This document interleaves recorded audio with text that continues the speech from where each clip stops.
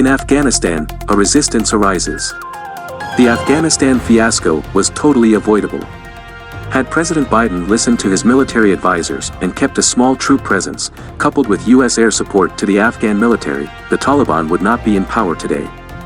Unfortunately, the president did not heed their advice, and now the Taliban control more of Afghanistan than they did in 2001. But while most of the Afghan army has melted away, not all Afghans have capitulated to the Taliban. Today, the Taliban face armed resistance in the Panjshir Valley. While the odds are stacked against the newly formed National Resistance Front of Afghanistan, their situation is still interesting enough for U.S. policymakers to watch. The Panjshir Valley is famous for its ability to resist outside aggression. The predominantly ethnic Tajik region, located 60 miles northeast of Kabul, features rugged mountains and valleys. This unforgiving terrain gives its defenders a tremendous home field advantage. During the 1980s, the Soviet army made numerous attempts to capture Panjshir, only to come away with nothing. While the Soviets could capture much of the main valley and its villages, they always failed to capture the side valleys which sheltered the resistance. In the 1990s, after the Taliban first swept into Kandahar and Kabul, the resistance movement began in the Panjshir Valley. The leader of this resistance, Ahmad Shah Massoud, famously stated, "I will resist even if the last region left is the size of my hat."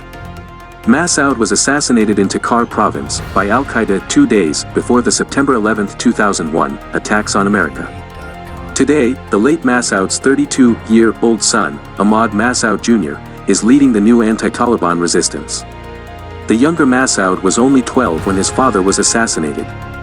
While he did not enter Afghan politics in any meaningful way until 2019, he has put a lot of effort over the years into building and expanding a bottom-up grassroots movement in Panjshir. This is paying off for him now. He has a broad following because of his father's legacy. The exact number of former Afghan soldiers, commandos, and police that have made it to Panjshir to join the NRF is unknown, but it may range as high as 10,000 fighters. The Taliban have encircled the region and captured large sections of the main valley. However, it is estimated that the NRF controls all the crucial side valleys, which make up about 60% of the province. Right now, the NRF is in a defensive mode. The focus is not to take on the Taliban, but to make it through winter.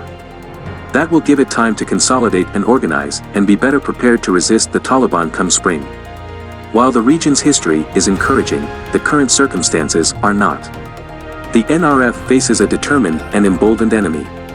Meanwhile, the resistance leaders feel abandoned by the international community, especially the US. The Biden administration's precipitous and chaotic withdrawal has not left many good policy options to pursue in Afghanistan.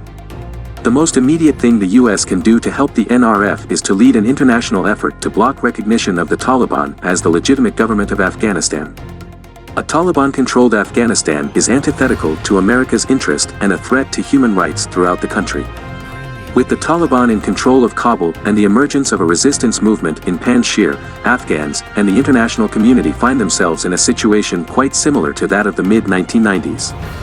If past is prologue, it is almost inevitable that other resistance movements will spring up elsewhere in Afghanistan, making it extremely difficult for the Taliban to control and govern as they wish.